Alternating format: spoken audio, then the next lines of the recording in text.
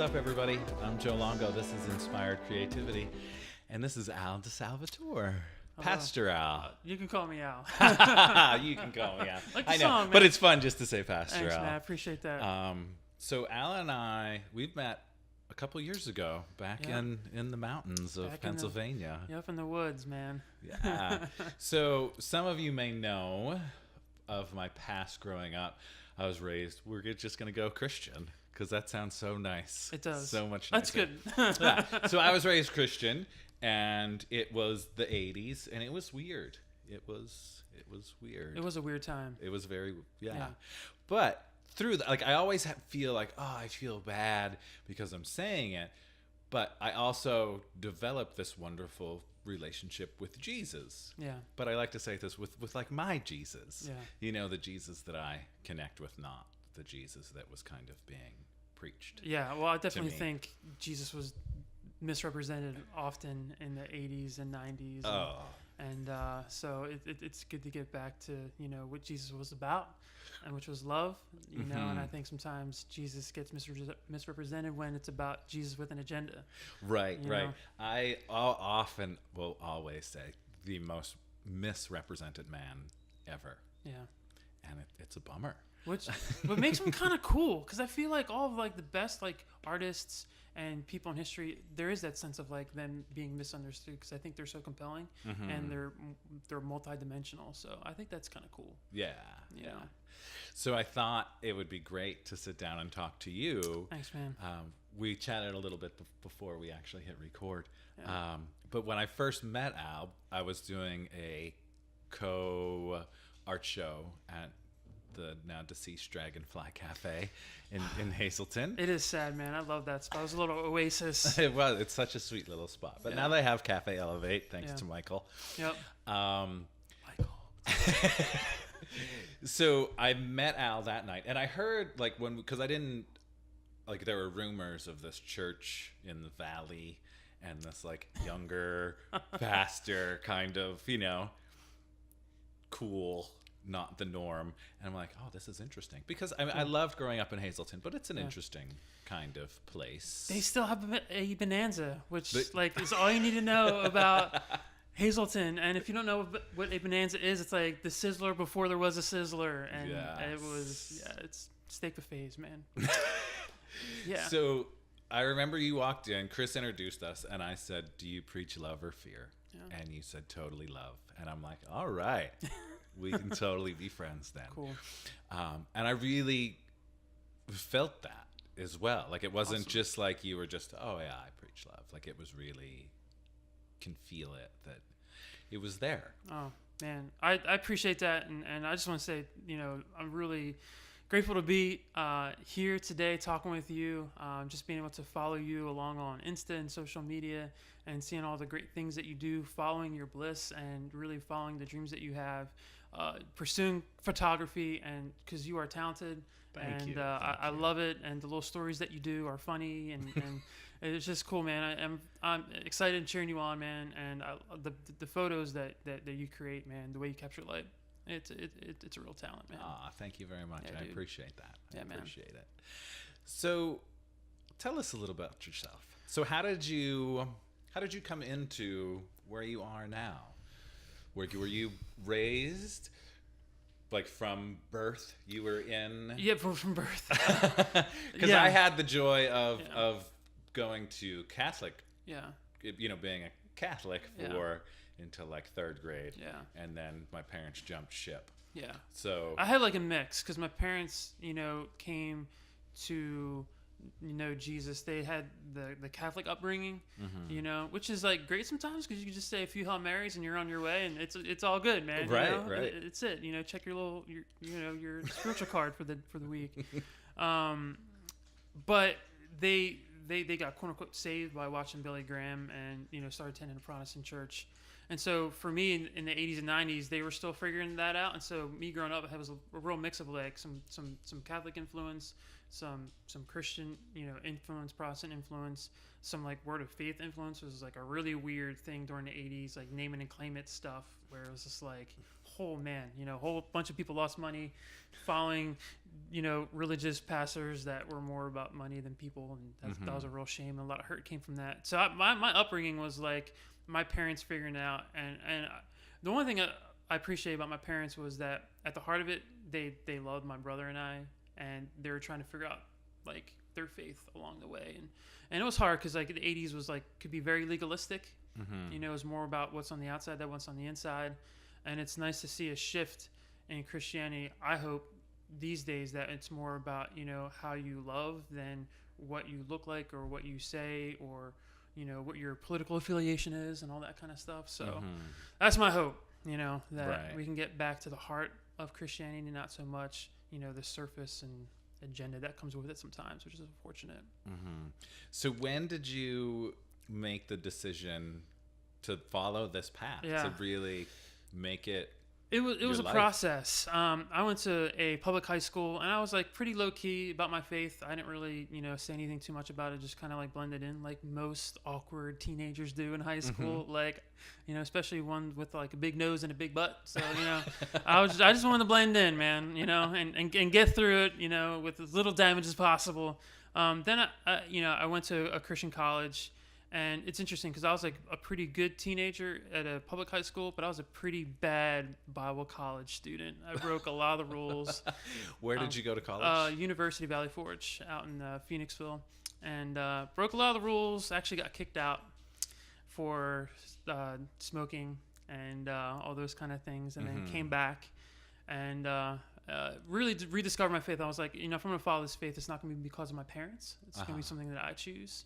And I'm going to try and live a life of love that Jesus would want me to. And it was like an attitude change. So instead of having that pressure to be someone that like my parents wanted me to be like, or like the church wanted me to be like, I'm just going to be who Jesus wants me to be like, and trying to figure that out along the way. And it really changed things. Met my wife my last semester, and got married, and we started youth ministry, moved from Philadelphia to the woods of central Pennsylvania, and it is a whole nother world outside Philadelphia and Pennsylvania, because there's like Philadelphia, there's Pittsburgh, and there's like Alabama in the middle, Pennsylvania, man. And so it's been a crazy journey. And so we were youth pastors for a number of years. And then after that, we came up to northeastern PA and the Poconos, and where we met you, and started the church up there. And we were there for 6 years.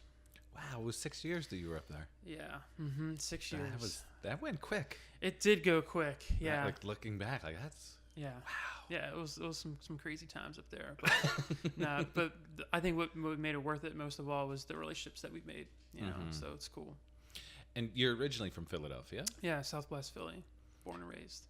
So you're happy to be back then? Yes, I am super happy to be back. I loved what we were able to do up in northeastern Pennsylvania. I love the church that we were trying to create, especially a place for maybe people who felt like hurt by the church, where maybe this could be a place where they could be loved by the church, and where they kind of almost like we're like the island of misfit toys with this church. You know what I'm saying? Like if you didn't fit in anywhere else, you can fit in with us. And it was kind of a cool like oasis. But the area of where we were was, just to be honest, very conservative. And I felt like it kept the lid on us and what we wanted to do, especially some of the backlash that we felt from the people that we were reaching that didn't fit into nice Christian boxes, So it was a challenge, and we felt like, called to come back to Philly, and get plugged in and what's happening down here spiritually and stuff. So it was a good time up there, but it feels really great to be back home. Right. I mean, back there is home, but it feels so nice being here. Yeah. It's a tough place, the coal region. Yeah, it's like 10 degrees colder up there, man, than anywhere else. It is, and there's just a lot of sadness. Yeah. And just, people that have been beat up a lot. Yeah, it's a hard area, and it was voted one of the most depressing areas to live in the United States. And our tagline and our website for the church was "Find Hope in the Valley," and that's something that we wanted to do, was be a place where people could find hope. And because it was depressing, and a lot of times when you live in a depressing area, it just that continues, and that negativity just becomes contagious. Yeah, and it's hard to kind of break that mindset. Yeah. But it is a beautiful place. Beautiful. I don't want to pick Beautiful. on the Yes. the area. And Beautiful the people trees. are lovely. It's just a hard Yeah, place. it's just a tough exterior, and getting through that sometimes could be a challenge. But at the heart of it, it's really good people, trying to live their best life, Yeah. in a hard area. You're with Epic Church now. Yes. And tell everyone what Epic stands for. Yeah, this is really cool because when you first hear Epic Church, sometimes you might think of like Epic Fail and all those kind of crazy YouTube videos out there with the dude hitting himself in the head with the nunchucks and stuff. But what Epic stands for, I think, is really compelling. It stands for every person in the city. And I love that because sometimes Christianity can mean, some people in the city, but it's really for every person in the city. Yeah. So I love that. I love that. I really do. It reminds me of there's some people that I met through the yoga world. It was like yoga for everyone because there's so many times people are like, I'm too big, I'm too small, I can't touch my toes, I'm not flexible. Yeah. Like, well, that's the idea. It's a practice. Like you have to practice to be able to touch your toes if you've never touched your toes before. Yeah, that's a goal that I have not yet hit yet. So yeah, it's tough, man. You wake up and you feel that lower back pain. You're like, nah, man, I'm good. I'm good. Just get my socks and shoes on. That's a good goal for the day. You just gotta practice. I used to. Before I started practicing yoga, I couldn't touch my toes. I couldn't do any of that stuff. But I was an athlete, Oh, that's cool. But I wasn't flexible. And then when I started practicing yoga, I went to this class, and you had to like grab your toes or your shins or whatever you can hold on to, and you would just kind of go up and down, like you would inhale up, exhale down. That's cool. But I'm like holding on to the back of my knees because that's as far as I can do. So eventually I would come home and I would get a towel and I would wrap the towel around my feet. And at whatever show I was watching on television, I would sit on the floor with the towel around my feet and literally just do this folding. And then one day, there you go. And it was a while. I was able to touch my toes. I'm like, oh my goodness. There you go. There they are. So you can be productive while you binge watch The Office or something like that. Exactly. That's the key, That's cool. You're just always kind of doing little bendy things. That's cool. And now it's nice to actually be able to move. And I wish that when I was, oh, there's Stella. There she is. Like 15, 16, 17, playing all of those sports that I had the knowledge of yoga, the physical aspect of it, because I would have been able to breathe better. I probably would have been a calmer person when I was playing and not had so many penalties for like yelling at referees. Well, I played sports too, and I definitely got a few yellow cards and red cards because I didn't have yoga in my life then. So I was a mean dude on the sports field. But it's funny you talk about yoga and helping you. My wife does yoga. And she has fibromyalgia, and so she's gone gluten-free. We're trying to do like a holistic approach instead of taking meds and then dealing with the side effects. So through being gluten-free, dairy-free, and yoga, like how she has felt physically has been like a revelation. And so it's been really, really helpful for her. So it's really cool how yoga is not just something that's like a trendy thing, but it really does help your well-being. It's cool. Well, yeah, it's super old. Yeah. When you go back and you look at these traditions that are thousands of years old, it's like, wow, like there's something there. Yeah. I remember, have you heard of Yogananda? Mm-mm. There's a great Netflix documentary about him, and he's an old yogi sage. I forget when he came to the States, but the documentary is great. He wrote a book called Autobiography of a Yogi, and in his lineage of like his teacher and his teacher's teachers and his teacher's teachers, Jesus is in the mix of those teachers. So I remember a long time ago when I first started practicing, I went to a teacher that lives in like the Lansdale. I always get it mixed up. Yeah. Out that way. Out the Turnpike a little bit. Yeah. Ed Zadlow is his name. And I walked in, and sitting on like his little altar was this, it was like a folding altar. Yeah. And it was Yogananda and all of his teachers. And then right in the middle was Jesus. And I'm like, what? What's going on here? Yeah. What's he doing in the mix? Yeah. And he was like, oh my God, Jesus is a total yogi. And I'm like, go on. And he was like, where do you think Jesus went when he disappeared? Yeah. As a child. I'm like, I have no idea. He was like, he went to study with the yogis. He went to learn yoga. He was in India hanging out with all those people. Oh, that's so funny. And then he came back. I'm like, oh, interesting. But it was like such a good feeling to see that from my childhood, because there really was this like, why are you making this dude out to seem like he's such a bad guy when he's really like, he loves all of us. Yeah. So it really was this wonderful feeling of like, I knew it. I knew it all along. Well, it's funny, like when you say like Jesus would go away, like Scripture in the Gospels talks about many times Jesus going away from his disciples to pray, and and even there is Bible verses in the Bible that talks about meditating, on God. So it's like that was his time where he would get away and refresh and reflect and stuff. And so I think, man, if Jesus gets away to reflect and refresh, like so should we. Right, exactly. We all have to get that connection. I think I just had a great question that just popped literally jumped right out of my head. Bring it on. But it definitely had to do with Jesus. Here we go. I think it's coming back. Okay. So growing up, I think probably from being a Catholic and then becoming a Christian, things got blurry. Sure. And I've never understood, because I mean, my parents have come a long way. My mom has come a long way, because I think I've pushed her a lot over the years. But growing up, it was always like there's that, you don't put any other God before God. Mm-hmm. But it always seemed like in the Christian faith that Jesus is actually put above God. But then people were like, well, it's the same. Right. So tell me, what are your thoughts on the God and Jesus dynamic? Yeah. Because we worship Jesus, we worship God. Do you consider them the same? Yeah. One, indifferent? Yeah, I mean, like, the classic Christian tradition is like the Trinity, God the Father, the Son, Jesus, and the Holy Spirit. And they're three in oneness, which is like, what does that mean? Like three in oneness. And you get like a lot of like, interesting little analogies, like the candle, the wax, the wick, and the flame, and things like the egg, like the shell, the yolk, and all that kind of stuff, and the white, whatever, which are neat little like analogies. But I think it misrepresents God to some degree, because I think God doesn't fit into a box. And I think the minute that we put God into a box, we're not dealing with God anymore. We're dealing with my version of God. Yeah. And so I like the fact that it's kind of hard for me to wrap my head around, the Trinity, and is it God? Is it God the Father? Is it Jesus? Is it the Holy Spirit? I'm just like, yes. Nice. I love that. Love that answer.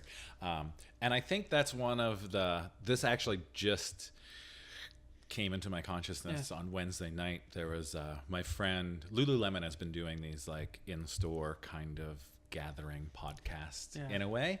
Cool. And the last one, Daniel Cordu from Palo Santo was like the facilitator, and it was on bhakti yoga. And bhakti is the yoga of devotion and love. Cool.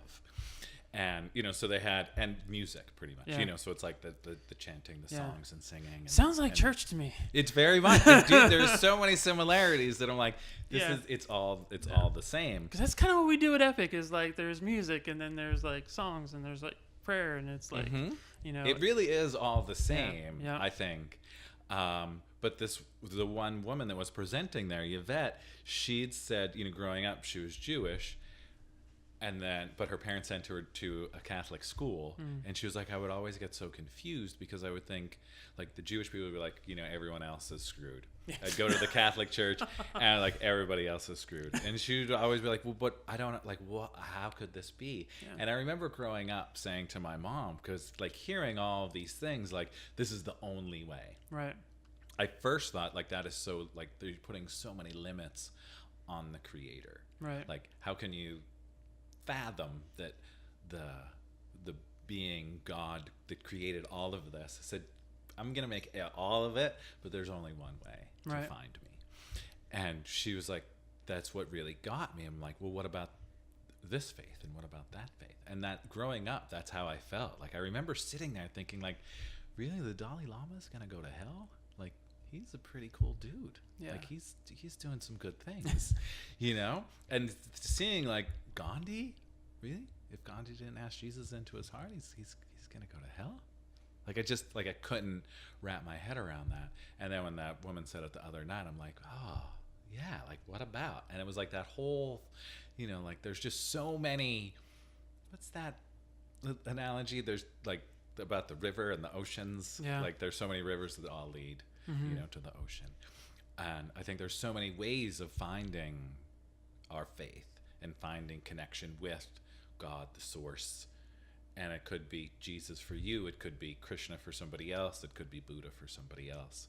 And I think that was my biggest struggle with really all organized religions. It's like this way or the highway. I'm like, but no, but there's so many. And there's so many good things out there. And I think too, like, I think one of the struggles with the church, early on for us, it's been around for a while, but in the 80s and 90s was the lack of respect it had for people who believe differently, and I think it almost caused the Christian message to be almost, it lost its influence, because how can you want to connect with others and connect people to Jesus if you're not willing to try and connect with them first? Right. And I feel like all truth is God's truth, and I feel like God has a way of making himself known to everyone, but are we going to respond to that when he nudges us, and speaks to us? And so I have a big view of God. I don't have a small view of God. And I think God has a way of really connecting us in a way that we can understand him. And I do think, Jesus is amazing, because he was able to walk through many different people groups and these kind of boxes that people would put him on, like, you only can respond this way if you're a rabbi, where Jesus like, no, we can respond a different way. And so I kind of like that Jesus broke down borders. He was more about building bridges than building walls. Right. And that's the way I felt. It was just like, this dude is like, he was pretty kick-ass. Yeah, I agree. and you're kind of like, there was so much limiting with it. And when I first started practicing yoga, the first class I took, I hated it. I'm like, this is horrible. It's the worst thing ever. But I couldn't do any of the things. Yeah. And then a couple weeks later, a teacher started teaching Kundalini yoga. Yeah. Which is also, it really made me feel like back in the 80s born again Christian world, because it was like, now these Kundalini yogis, they're Sikhs, and they're wrapping their head in turbans, and they're not cutting their beards and all that. And it was like that same kind of conformity in a way, but in a different way. And I remember like, I love the physical practice and like the chanting and all the things that are involved, but I kind of don't like this aspect of it. Right. And then I heard this quote from Yogi Bhajan. He's the gentleman that brought the Kundalini practice to the States. And it's, if you can't see God in all, you can't see God at all. And I'm like, that's so good. And then it totally made me like, I don't care if those people are wearing their whites or if they're doing this. Like, this is what I connect with. Yeah. And if I can see God in everything, then I'm good to go. And I think that's huge in how we connect with people that are different than us. Because I think a lot of times it's, if people, don't look like me or believe like me, then I don't want them to be around me. And I feel like we learn the most from people that are different from us. Right.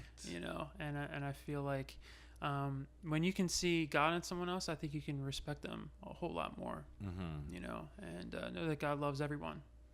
Every person in the city or in the world. Jesus didn't just die for some people; he died for everyone. And I think we lose that sometimes. And it gets really misrepresented easily, especially in America these days, where it's very frustrating to see Christians doing things and saying things that I think Jesus would be like, kind of be like making a cringy face with, so it's like, that's really not what I was about, Yeah. I didn't die for that. No, not at all. And I'm sorry for the language here, but this is one of the best bumper stickers I ever saw in my life. I actually took a picture of it, and it just said very plainly, Jesus would bitch slap you. And I'm like, oh, that is so good, because it's the truth. Like, I mean, I doubt that he would hit you, but he might be like, what are you doing? Yeah. Really, we're all the same. And I think sometimes, we like things to be understandable, and I think there's like safety in that. And I think when things are questions, I think it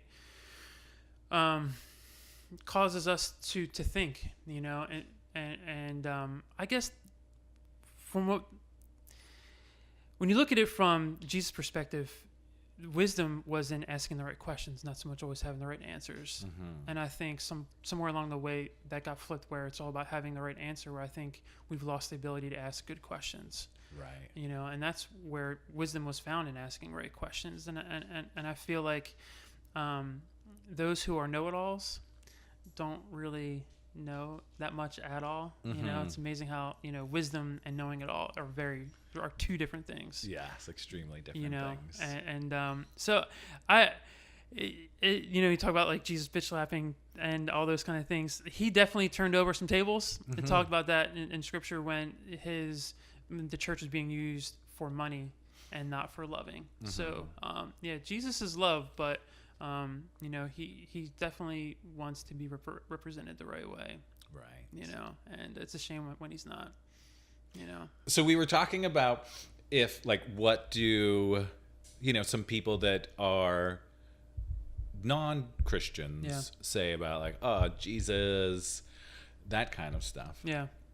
And I feel that I get more people saying stuff in a negative way about Jesus and the church from people that have been brought up with Jesus and the church in their life. Yeah. As opposed to just people that I meet in the yoga world that like have their kind of practice and are doing their things. I'm finding that's why kind of earlier I was like, I feel like I should have a support group for children of the 80s that were raised in a Christian type environment. It was tough, man, because I just wanted to watch Ninja Turtles, and my mom was like, no, because it's like Eastern religion. And I'm like, yeah, but Michelangelo is cool and he eats pizza. It's like, right. Well, I remember because I literally remember when MTV started. Oh yeah. Like literally the first day. Yeah. Like, this is the coolest thing. Yeah. And then it was like, you can never watch that again. Yeah. Oh, we had cable. We had like 20 channels blocked. So it was like, why even have like I'm cable? like, what?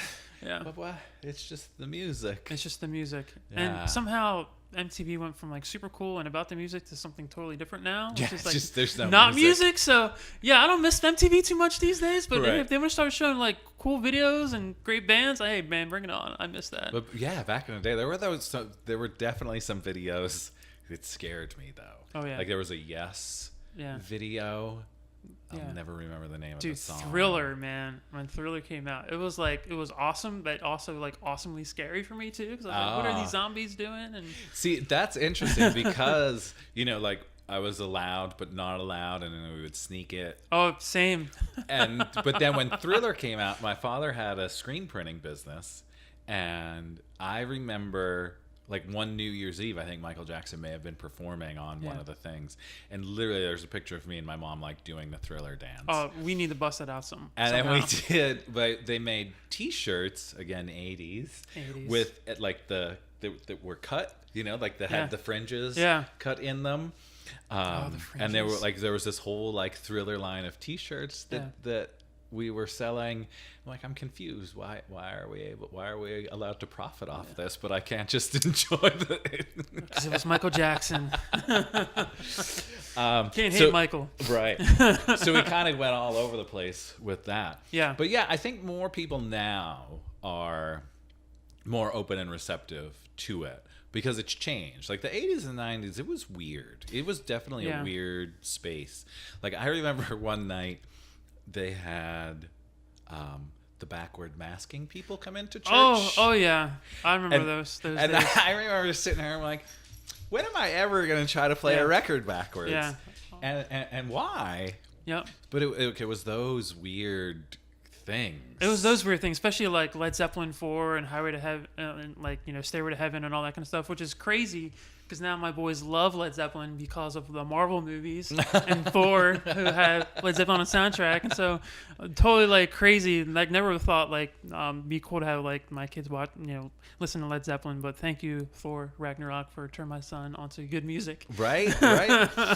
And weird things. Though. Weird I think things. that was it. Yeah, it was like majoring on minors. Like it was more about like how things looked than really like how you loved, and I think that's a frustrating thing, and I think that's something where Christians like my age who grew up in that were like, hey, when we get older, we're going to flip the script and really try to bring it back to what it was about. And, you know, I get it. It was the 80s. It was that time. People were, you know, like my parents were trying to figure things out the best they could.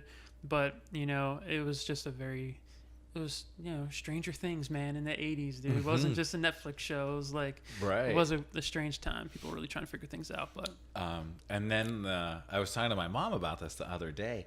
I also think this was very traumatic for me. We used to go to Pocono Downs Raceway, which is a big, I don't know if that's Indy or NASCAR or whatever. Yeah. Cars that go in a circle. It's a big thing. But we would pile in a van, a bunch of like kids with like an adult driving us, and we would go to the races, and we would have these tracks, and we would walk up like trying to save people's souls. Yeah. And it was I remember hearing like back in the day, like people talk about the Hare Krishnas, and like, you know, they would be giving you this book, which I now learned was the Bhagavad Gita, which is an amazing book that everyone should read. Yeah.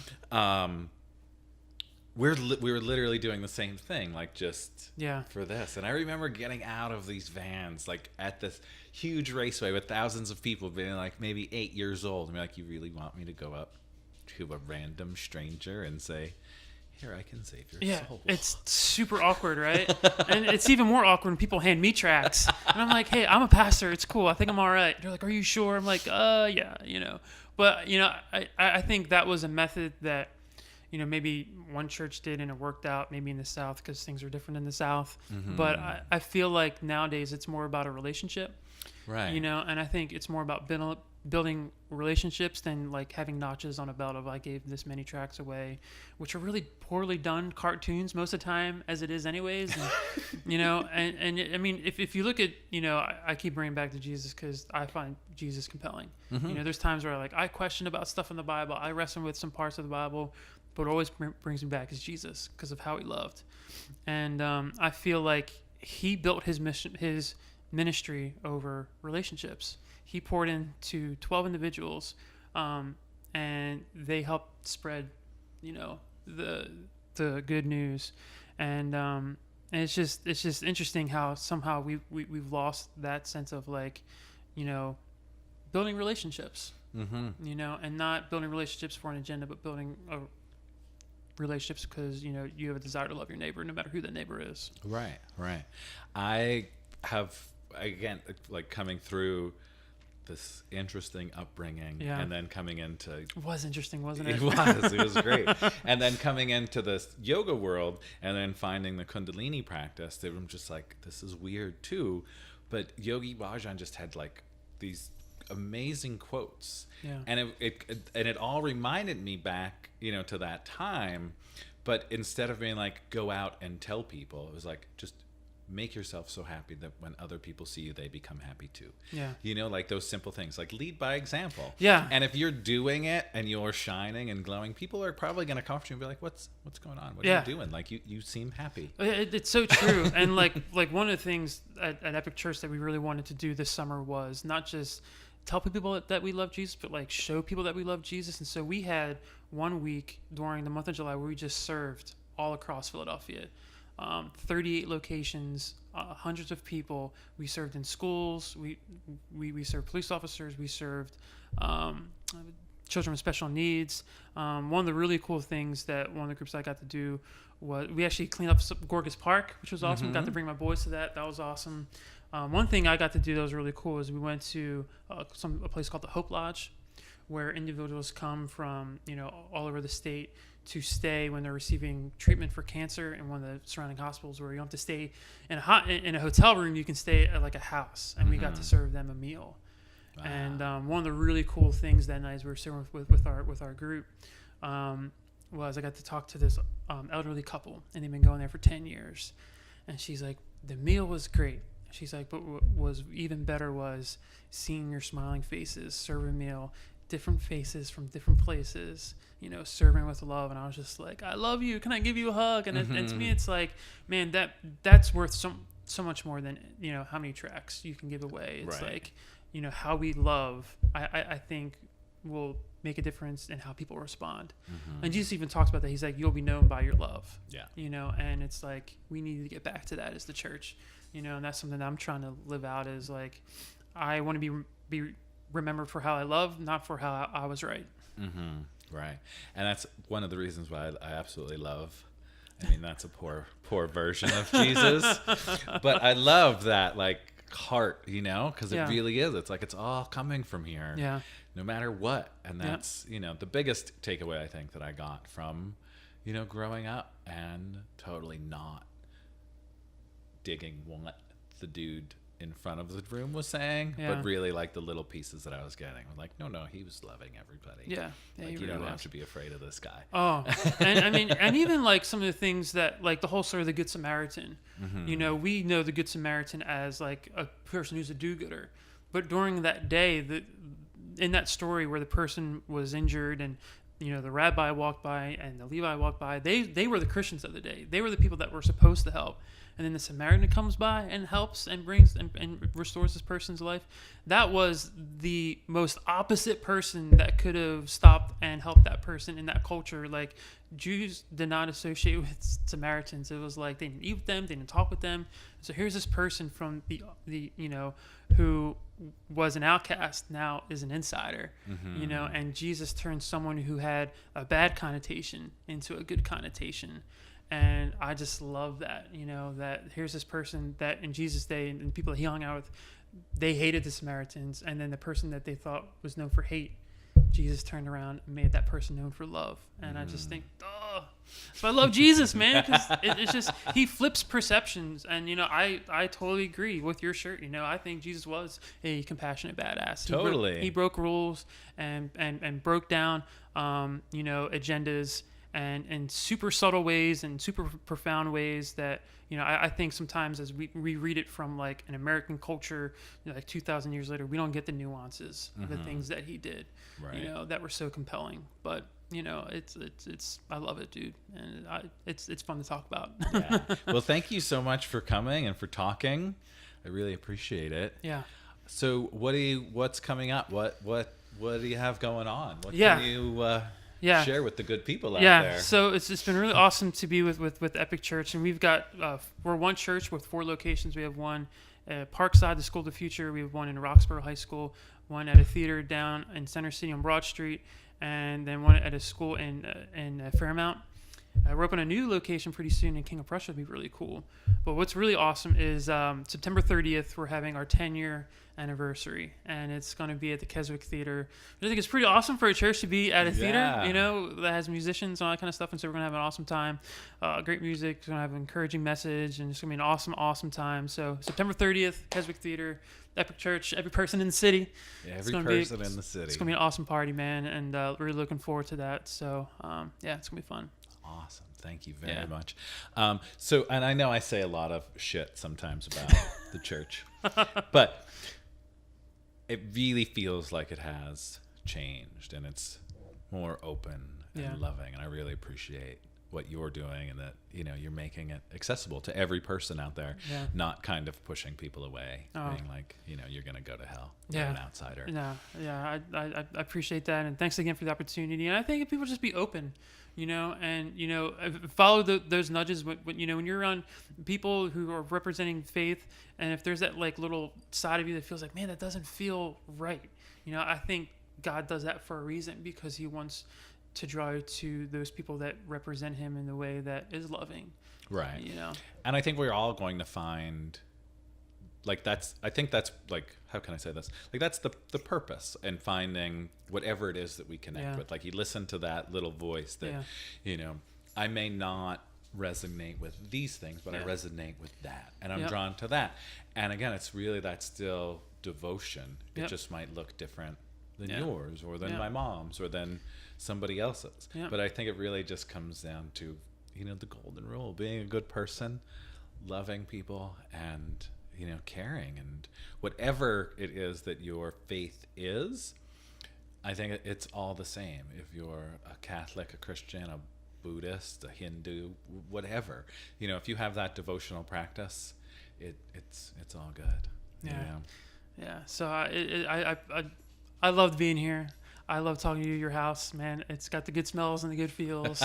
And, anytime, you get a chance to talk about Jesus and love and, what's going on, man, I'm all about. And I just love, man, your heart And Thank you. And this has been a great time being here, and I'm excited, for next seasons and what you're going. I love this podcast, and man, it's good stuff, and it's just great. Thank you. Where can everybody out there find you on the socials? Social. So I'm on Instagram at Al DiSal, on Facebook Al DiSalvatore, Twitter, Instagram, and then also again, check out our church if you're interested. You have any questions, we'd love to answer them on Twitter, Instagram, and if you want more information about Epic Church, just everypersoninthecity.com.